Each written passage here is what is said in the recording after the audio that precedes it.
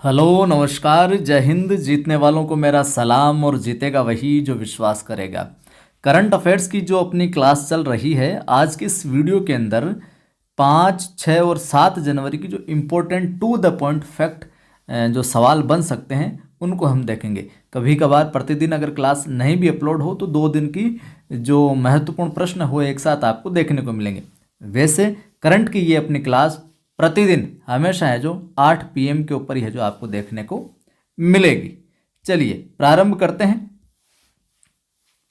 पहला सवाल आपके समक्ष है क्या कि उस मादा चीता का नाम क्या है जिसने हाल ही में मध्य प्रदेश के कुन्नू राष्ट्रीय उद्यान में 3 शावकों को जन्म दिया है। उस मादा चीता का नाम बताना है। आशा है, साकेत है, दिव्य है या फिर भारती है। तो सही उत्तर क्या हो जाएगा? यहाँ पर सही उत्तर हो जाएगा आपका दोस्तों आशा। सही उत्तर क्या हो जाएगा? आशा हो जाएगा। तथ्य देखते हैं। प्रधानमंत्री नरेंद्र मोदी द्वारा नामित मादा चीता कौन सी? आशा। इसने मध्य प्रदेश के कुन्नू राष्ट्रीय उद्यान के अंदर 3 शावकों को जन्म दिया है। और ये जो महत्वपूर्ण घटना है भारत में चीता बहाली परियोजना के लिए एक प्रमुख मील का पत्थर है जो साबित होगी भैया। अधिकारी जो हैं वो आशा और शावकों की स्वस्थ वृद्धि और विकास सुनिश्चित करने के लिए बारीकी से उन पर है जो निगरानी रखे हुए हैं, कर रहे हैं। परीक्षा में सवाल आ सकता है क्या कि संयुक्त सैन्य अभ्यास डेजर्ट साइक्लोन, संयुक्त सैन्य अभ्यास डेजर्ट साइक्लोन भारत और किस देश के बीच आयोजित किया जा रहा है? ऑस्ट्रेलिया, भारत और ऑस्ट्रेलिया, या फिर भारत संयुक्त अरब अमीरात के साथ, अमेरिका के साथ, या फिर नेपाल के साथ? उत्तर क्या हो जाएगा? और सारे सवाल वही शामिल कर रहे हैं। यूँ नहीं है कि वीडियो लंबा बनाने के चक्कर में कुछ भी सवाल शामिल किए जा रहे हैं। वही सवाल जो परीक्षा में पूछे जाने की प्रबल संभावना हो। तो ये जो अपना संयुक्त सैन्य अभ्यास है डेजर्ट साइक्लोन, भारत और संयुक्त अरब अमीरात के बीच है जो चल रहा है भैया। ठीक है, भारत और संयुक्त अरब अमीरात। तो भारत और संयुक्त अरब अमीरात का संयुक्त सैन्य अभ्यास नाम डेजर्ट साइक्लोन 2-3 बार सुनोगे याद हो जाएगा। राजस्थान के महाजन में है जो आयोजित किया जा रहा है, जो कि 15 जनवरी को समाप्त होगा। इसमें संयुक्त अरब अमीरात UAE की ओर से जायद फर्स्ट ब्रिगेड के 45 सैनिक है जो भाग ले रहे हैं। अगला सवाल देखने से पहले आपको मैं बता दूं, अपने 2 YouTube चैनल है। एक तो नवसृजन क्लासेज जिस पर ये क्लास देख रहे हो, हिंदी से रिलेटेड जितनी भी क्लासेज है वो कवि आदिगणेश नाम से जो अपना दूसरा चैनल है उस पर डाली जाती है। टेलीग्राम नवसृजन क्लासेज नाम से भी टेलीग्राम है अपना, और कवि आदिगणेश हिंदी नाम से अपना टेलीग्राम चैनल है। और अपनी एप्लीकेशन भी है, एप्लीकेशन भी नवसृजन क्लासेज नाम से ही है। प्ले स्टोर से जाके आप इंस्टॉल कर लीजिए। यहाँ पर फ्री टेस्ट भी डालता हूँ। फर्स्ट ग्रेड का सुपर 100 बैच भी चल रहा है। अगला सवाल देखिए। सवाल आपसे परीक्षा में पूछा जा सकता है कि भारत कितने वर्षों के लिए संयुक्त राष्ट्र सांख्यिकी आयोग के सदस्य के रूप में अपना कार्यकाल है जो शुरू कर रहा है? कितने साल तक संयुक्त राष्ट्र सांख्यिकी आयोग का सदस्य रहेगा? 2 वर्ष, 3 वर्ष, 1 वर्ष या फिर 4 वर्ष? तो सही उत्तर क्या हो जाएगा? सही उत्तर हो जाएगा साथियों 4 वर्ष। कितने साल तक? 4 साल तक। महत्वपूर्ण तथ्य की बात करें इससे संबंधित, तो भारत ने संयुक्त राष्ट्र सांख्यिकी आयोग के सदस्य के रूप में अपना 4 साल का कार्य जो शुरू कर दिया है। यह वैश्विक सांख्यिकीय प्रणाली का सर्वोच्च निकाय है। ठीक है, संयुक्त राष्ट्र सांख्यिकी आयोग जो है यह वैश्विक सांख्यिकीय प्रणाली का सर्वोच्च निकाय है। इसकी स्थापना की बात करें तो 1947 में की गई थी, और इस आयोग में संयुक्त राष्ट्र के 24 सदस्य देश है जो शामिल है। आगे देखिए, अगला सवाल देखिए। सवाल है, पावर ग्रिड कॉरपोरेशन के नए अध्यक्ष और प्रबंध निदेशक के रूप में किसे नियुक्त किया गया है? पावर ग्रिड कॉरपोरेशन के नए अध्यक्ष और प्रबंध निदेशक के रूप में किसे नियुक्त किया गया है? मोहन सिंह को, रामविलास को, हरिकृष्ण को, या फिर रविंद्र कुमार त्यागी को? तो सही उत्तर अपना यहाँ पर रविंद्र कुमार त्यागी हो जाएगा। तथ्य देख लेते हैं।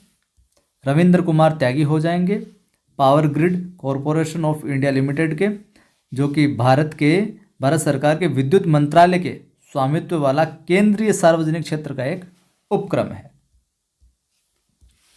और इसी चैनल पर जीके की और ऑब्जेक्टिव सीरीज भी चलने वाली है, फर्स्ट ग्रेड हेतु भी और अन्य भर्ती परीक्षाओं के लिए भी महत्वपूर्ण रहेगी, बहुत ज़बरदस्त। तो वो भी आने वाली है जल्दी ही, 2-4-5 रोज में। सवाल आपसे पूछा जाएगा परीक्षा में कि किसे हाल ही में MS स्वामीनाथन पुरस्कार से सम्मानित किया गया है। MS स्वामीनाथन पुरस्कार से BR कंबोज को, BR नाथन को, मोहन सिंघानिया को या फिर श्रवण रावत को।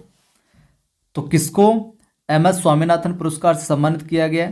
देखिए उत्तर, ये रहे BR कंबोज साहब। किसको सम्मानित किया? BR कंबोज को। तथ्य हम देखें तो चौधरी चरण सिंह हरियाणा कृषि विश्वविद्यालय के कुलपति कौन? प्रोफेसर BR कंबोज को प्रतिष्ठित MS स्वामीनाथन पुरस्कार से सम्मानित किया गया। एक ही उत्तर 3-4 बार सुनने को मिलेगा तो याद होगा। कंबोज को, जो BR कंबोज साहब है, इनको ये अवार्ड कृषि विज्ञान के क्षेत्र में वैज्ञानिक और विस्तार विशेषज्ञ के रूप में उनके योगदान के लिए दिया गया है।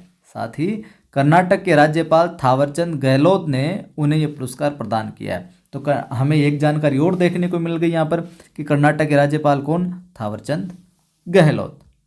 आगे देखिए, सवाल आपसे पूछा जा सकता है परीक्षा में क्या कि हाल ही में जारी पुस्तक वाई भारत मैटर्स के लेखक कौन है?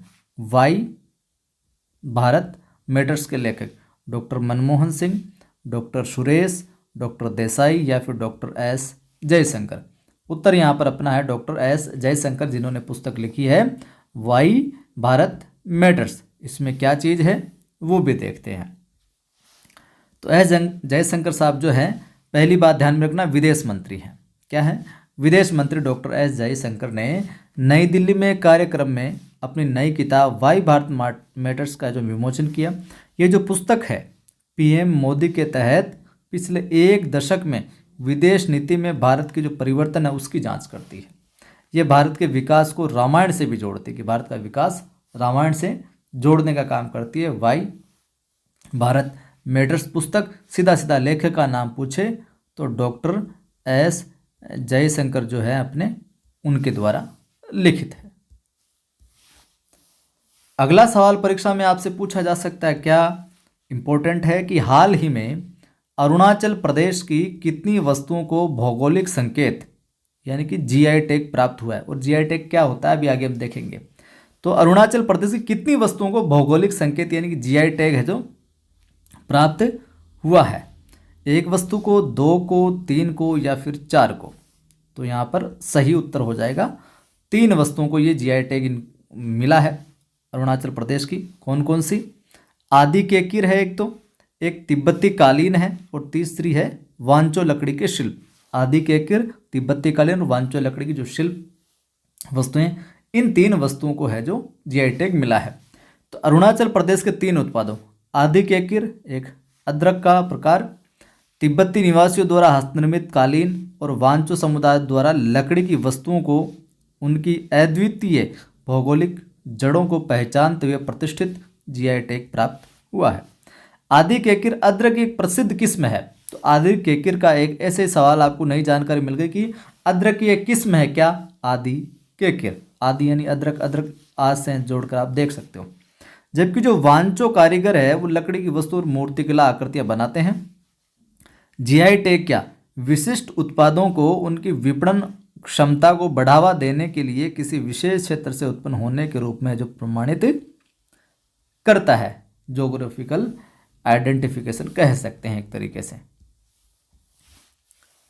सवाल आपसे पूछा जा सकता है, बहुत अच्छा सवाल है, हाल ही में किस राज्य सरकार ने स्वच्छ ऊर्जा को बढ़ावा देने के लिए हरित हाइड्रोजन नीति लागू करने के आदेश दिए हैं? राजस्थान ने, केरल ने, उत्तर प्रदेश ने या फिर राजस्थान, महाराष्ट्र, उत्तर प्रदेश या केरल? तो किस राज्य सरकार ने स्वच्छ ऊर्जा को बढ़ावा देने के लिए हरित हाइड्रोजन नीति लागू करने के आदेश दिए हैं?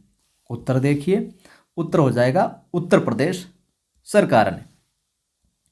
और मुख्यमंत्री योगी आदित्यनाथ ने इसको लागू करने का आदेश दिया है। इस नीति का जो उद्देश्य है वो है जीवाश्म ईंधन के एक आशाजनक विकल्प हरित हाइड्रोजन के उत्पादन और उपयोग को प्रोत्साहित करना और उसको बढ़ावा देना। चलिए, सवाल आपसे पूछा जा सकता है और अच्छा सवाल है क्या कि हाल ही में कौन सा राज्य भारत की पेट्रो राजधानी के रूप में उभरा है? पेट्रो राजधानी के रूप में उभरा है। गुजरात, महाराष्ट्र, उत्तर प्रदेश या फिर राजस्थान? उत्तर क्या हो जाएगा? उत्तर हो जाएगा साथियों गुजरात। गुजरात जो है पेट्रो राजधानी के रूप में उभरा है।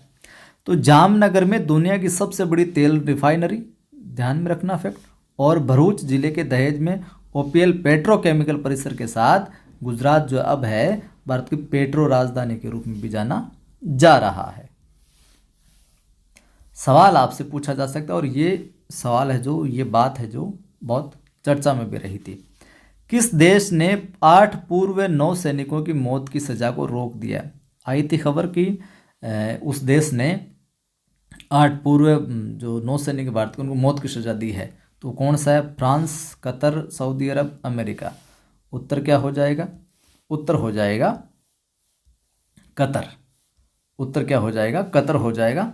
और कल का जो वीडियो होगा अगला, उससे पूर्व ऐसा मैं योजना बना रहा हूँ जितने भी सवाल हैं इनको फटाफट आपको मैं रिवाइज भी करवा दूँ। ठीक है, तो ये थी अपनी आज की कक्षा करंट की। अगर अच्छी लगी है क्लास तो लाइक करना है ज़रूर ज़रूर। सभी दोस्तों को सभी ग्रुप में ज़रूर आप शेयर किया करो ताकि अन्य साथियों की मदद हो। पहली बार आप देख रहे हो चैनल को सब्सक्राइब कर बेल आइकन क्लिक कर ऑल पर क्लिक कर लो ताकि हर वीडियो की सूचना मिलती रहे। रोजाना 8 PM पर यह कक्षा होती है।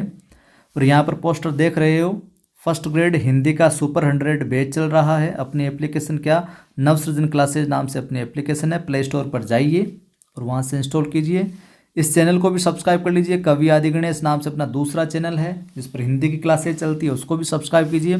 नवसृजन क्लासेज और कवि आदि गणेश हिंदी नाम से अपने टेलीग्राम चैनल भी है, इनको भी आप ज्वाइन है जो कर सकते हैं। जय हिंद, फिर मिलता हूँ।